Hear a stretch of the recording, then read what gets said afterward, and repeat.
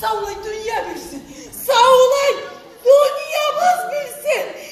Meni gelinim vardır. Bu yaxşılık qararız. Siz toxtaqsın. Men Musad. Toxta Musad. Bas.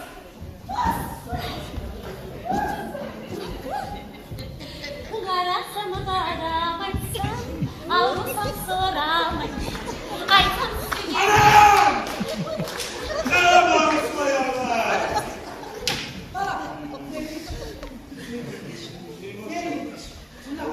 Buna koluma harç. Yarıp izlep getir maaşım. Gelin Ayşe. Görün. Ben olarayım. Rigato, rigato!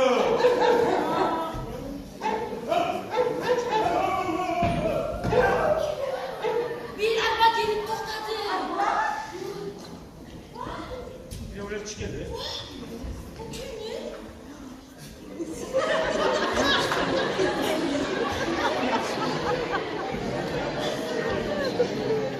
Amcanıza yaxşılıq. Devlesiz gene yaxşılık olmaz. Bana alar mısınız? Ha! Bütün Ahmet'e Mahmet abi dedi. Sağ olun. Hoş geldiniz. Sağ olun, sağ olun. Tamam. Ne? Yalnız gelin.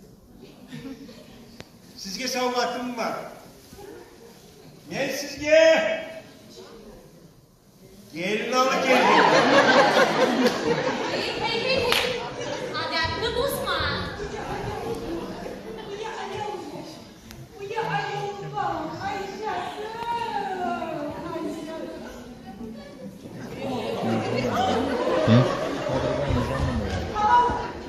Sen buna ne desin? Kafası. Gördüm de gelecek. Sen de haklı mı? Hasan gelsin. Ne yapacaksın? Hakkımı tapmam.